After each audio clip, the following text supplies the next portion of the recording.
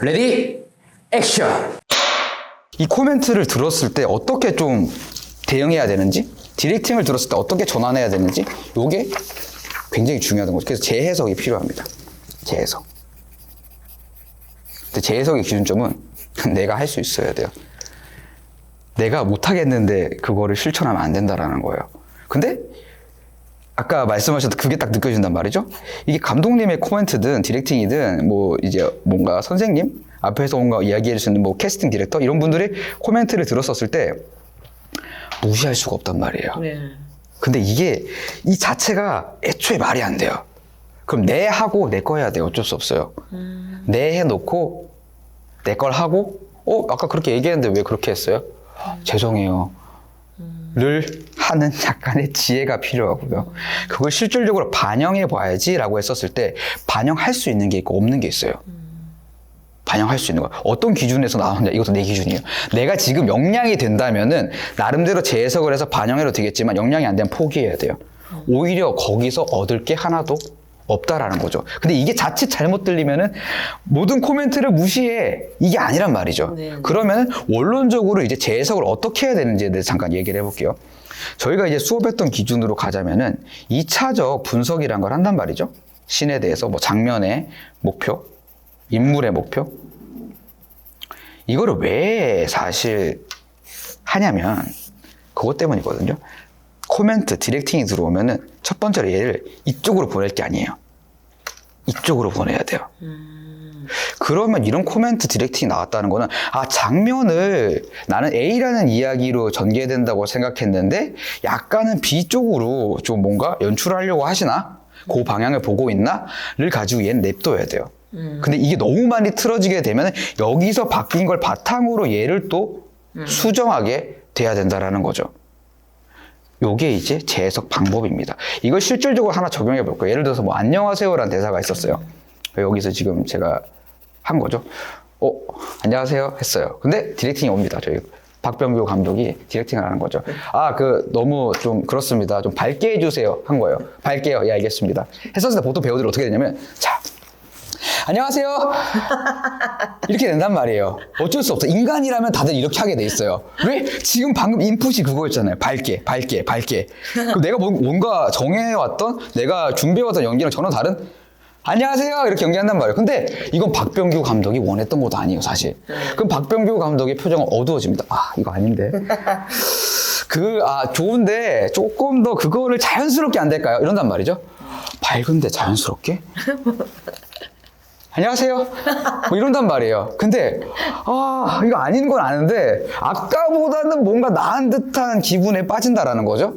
그래서 일단은 알겠습니다 이렇게 된다. 오케이가 아니야. 알겠대. 뭘 알겠어. 모르지가 된단 말이죠. 근데 이거를 안녕하세요를 밝게 해주세요가 된다면은 예를 들어 저는 이랬던 거예요. 그냥 처음 뵀으니까 기본적인 인사 정도 수준이겠구나.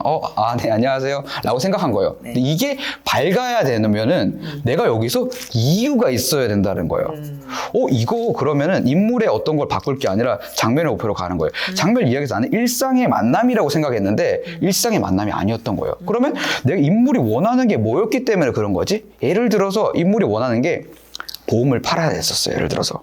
근데 뭐 만났을 때부터 뭘 그렇게 하겠어라고 생각하고 저는 안녕하세요 라고 했는데 밝게 해주세요면은 이 이야기가 그런 이야기가 아니구나 하면은 제가 이유가 아예 바뀌는 거예요. 딱 아이 컨택하고 눈인사 했었을 때 안녕하세요 이렇게 되는 거를 만들어 줘야 된다라는 거죠. 근데 이거를 특히 신인 배우들이 할 수 없어요. 바로 이걸 적용시킬 정도가 되면은 이게 너무 어려운 경지라는 거죠. 그래서 작품을 많이 해보신 감독님들이 모두 고민을 합니다. 이걸 어떻게 이야기해줘야 될까? 그래서 오히려 이거를 좀 더 원하는 방향으로 자연스럽게 담아내기 위한 설명들을 좀 많이 해주세요. 이게 어떤 거냐면요. 이 인물이 지금 원하는 게 약간 이런 거예요. 이 사람한테 보험을 오늘 끊어야 되는데 그래서 일부러 조금은 더 밝은 에너지로 밀어붙이려고 애초에 생각을 하고 있었어요. 그럼 어떤 느낌이에요? 약간 막 가야 된단 말이에요. 그러면 그런 이야기가 있구나라고 하면 조금은 나아져요. 이런 식으로 접근할 수는 있어요. 근데 이게 왜 여러 이야기 설명 끝에 여기까지 왔냐면 이게 어려워요. 막상 듣잖아요. 네. 안녕하세요 이거 하게 돼요. 어쩔 수 없이 그거를 하게 됩니다. 이게 저도 똑같은 것 같아요. 막상 코멘트를 딱 듣잖아요. 디렉팅 듣잖아요. 이거 알아. 이거 언론은 알아. 근데 당장 그걸 실천하다 보면은 놓쳐요. 그래서 액팅 할 때는 액션 전까지는 최대한 신경을 써야 돼요. 아, 그렇지. 그런 것도 있고 이런 것도 있고. 근데 레디 액션 들어가고 이제 연기를 해야 될 타임이 오잖아요. 그냥 상대에게만 집중하면서 제식 표현으로 외줄 타는 것밖에 할 수 없어요. 그거 자체를 하는 거지 이걸 생각하면서 연기한다는 아까 발성을 생각하면서 연기한다랑 사실 똑같아져 버린다라는 거죠. 그래서 방법이 있긴 하지만 너무 어렵다라는 거죠. 근데 이것조차도 사실 그게 성립되면 좀 쉬워져요. 애초에 프로덕션 자체에 초반부터 같이 참여했어요. 주요 배역이라서. 네. 그랬을 때 좀 쉬워져요. 왜?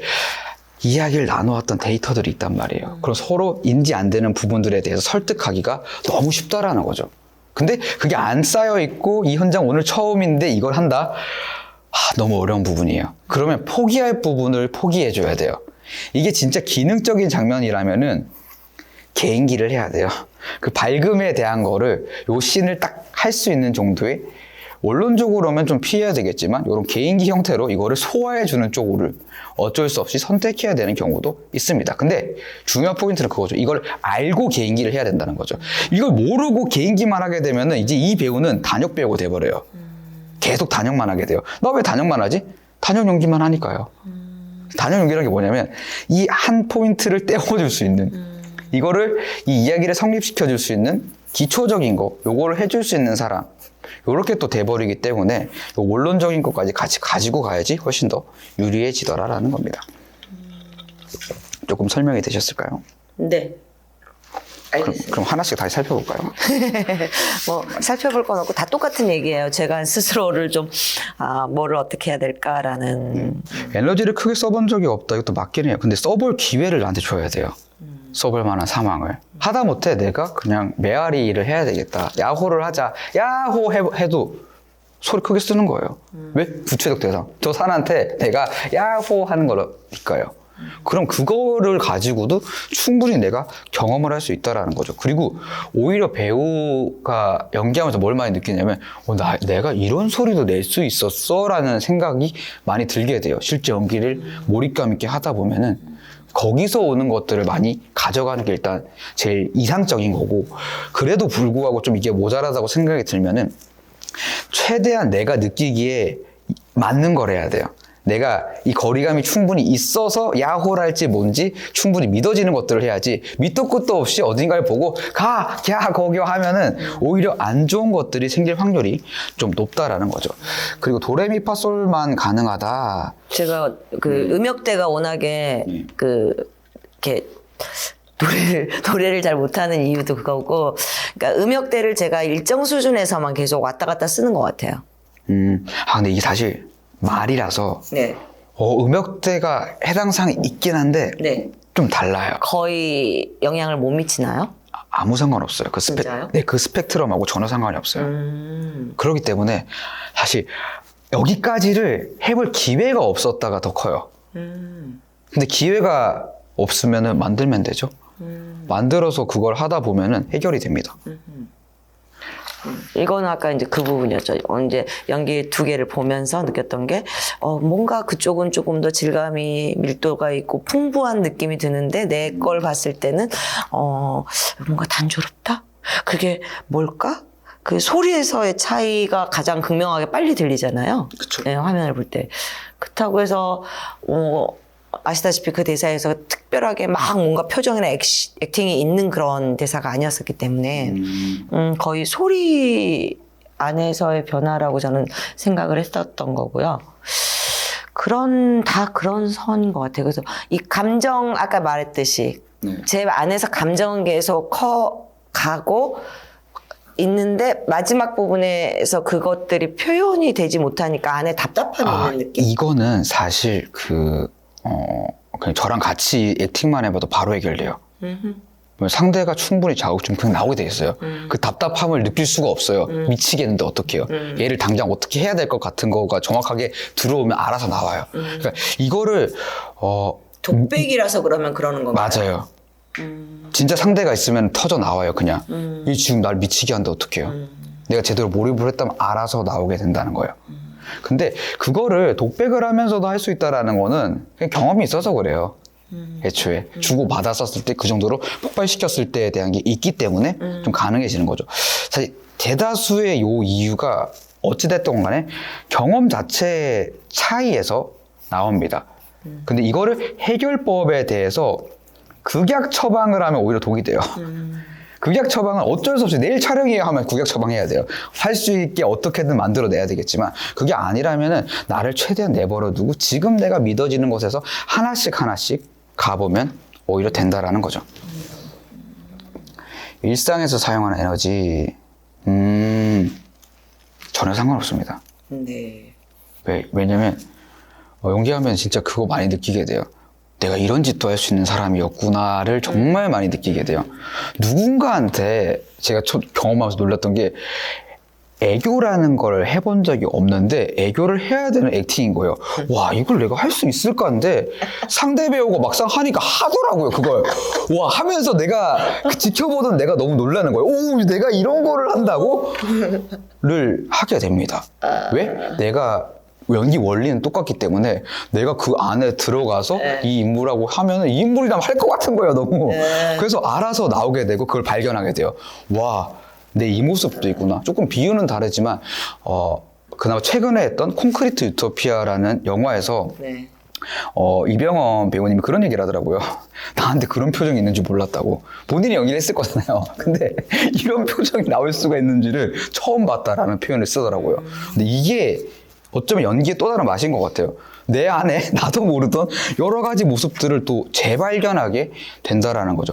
모든 모습들이 다 있고 거기에 대표 성향들이 있는 것 같아요. 그게 우리는 나라고 생각을 하는데 그게 진짜 나인지에 대해서는 알 수가 없어요. 왜냐면 지금 여기서 저는 포지션이 액팅 코치고 이제 배우로 오셨기 때문에 이렇게 얘기를 하는 거지, 만약에 전혀 다른 상황에서 관계성에서 누군가를 만나게 됐었을 때 다 달라진단 말이죠. 예를 들어 제가 집에 있는 제 아들, 이제 180일 정도 된 아들한테 이렇게 안 한다는 거죠. 네. 이거 내 새끼 이거 한단 말이에요. 알고 내 새끼라는 표현을 제가 시아가 태어나면서 제 아들이 태어나 처음 써본 거예요. 저도 왜 알고 내 새끼를 하는 거지라고 했는데 나도 모르게 알고 내 새끼를 하고 있는 나를 발견하면서 야, 미쳤다. 그러니까 연기하고 삶은 정말 밀접하게 연결되어 있는 거죠.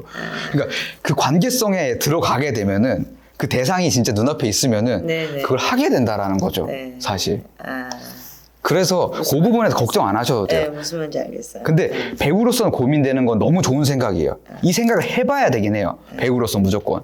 근데 이거에 대한 원론적 해법은 거기에 있는 거죠. 기본적인 훈련들 내가 쌓아가면 해결된다. 근데 그게 기반이고 여기서 내 실험들을 많이 해봐야 돼요. 이거 진짜 맞나? 그러면서 자기 확신이 가득 차게 되는 순간들을 많이 경험해보고 만나봐야 된다는 거죠. 엉두른다. 일상에서의 자아가 나타나는 걸까? 당연하죠. 기준점이 나기 때문에. 나에 대한 기준점인데 이게 몰입하게 되면 기준점이 바뀌어요. 이 인물이라면 이게 가능한 거야. 이 인물이라면 이게 될 수밖에 없는 거를 내가 이해해버리면은, 느껴버리면은 이게 많이 해결된다는 거죠. 일상에서도 화가 난다. 화날 때 내가 어떻게 반응? 이게 너무 좋은 질문들이에요. 이 질문들 자체는 내가 어떤 걸까에 대해서 파고드는 건 너무 좋아요. 근데 이거를 표현해보자면 필요 이상으로 파고들 필요는 없어요. 고민을 해보고 충분히 숙고를 해보고는 맞는데 이게 원론적인 해법은 그냥 계속 반복해서 내 기본적인 것들을 하다 보면은 어차피 되게 돼 있어요. 근데 그거를 실전에서 계속 부딪혀봐야 되는 내 미션이 있긴 한 거죠. 그래서 이걸만을 위해서 특별히 뭔가를 해야 되나가 없다라는 거죠. 근데 나를 이 주어진 상황에 던질 수는 있겠죠. 네. 평소 때 씬을 하나 연습을 하는데 극단적인 거 하나 하는 거예요. 야, 이거 할 수 있는 걸까 싶은 거, 내가 엄두가 안 나는 거 고르는 거예요. 밑도 끝도 없이. 그리고 다가가 보는 거예요. 인물이 왜 이러는지를 이해해버리면은 된다라는 거죠. 그리고 즉각적으로 반응하지 않는다. 이건 무슨 말일까요? 화가 났을 때, 네. 그러니까 뭔가 자극이 들어와서 이렇게 반응을 제가 하는 그게 상대가 나를 화나게 했을 때 보통 제가 그거를 한 템포 이렇게 참고 다시 얘기를 하더라고요. 그러니까 약간 습관적으로 그러는 것 같아요. 그렇죠. 예, 그러니까 일상에서 어떤 상황이든 간에 한번 들어오는 자극에 대해서 저 사람이 왜 저러지라는 걸 한번 생각하고 들어가는 것 같아요. 예. 그래서 그게 원초적으로 이렇게 막 터지듯이 화가 나는 이런 것들을 예, 잘 안 하려고 하는 성향이 있는 것 같아서 그거는 아마 이제 제 생각에는 지금 들었던 그 설명으로 듣자면 연기적으로 제가 거기에 자극이 들어왔을 때는 할 수 있을 것 같아요. 왜냐하면 일상이 아니기 때문에 연기적으로 그 장면에 맞는 어떤 나가 나와야 되기 때문에 지금 설명으로 오자면 나올 수 있을 것 같아요. 아, 맞습니다. 근데 이게 되게 중요해요. 이 어떤 설명을 듣고 설명 자체가 중요한 게 아니라 나 나올 수 있을 것 같은데요 라는 내 자기 확신까지가 굉장히 중요합니다. 실질적으로 이게 참이냐 거짓이냐가 중요한 게 아니라 연기는 때려주고 내가 하는 거기 때문에 배우가 직접 내가 느끼기에 이게 될 것 같은데요가 되는 순간이 되게 중요하다는 거죠.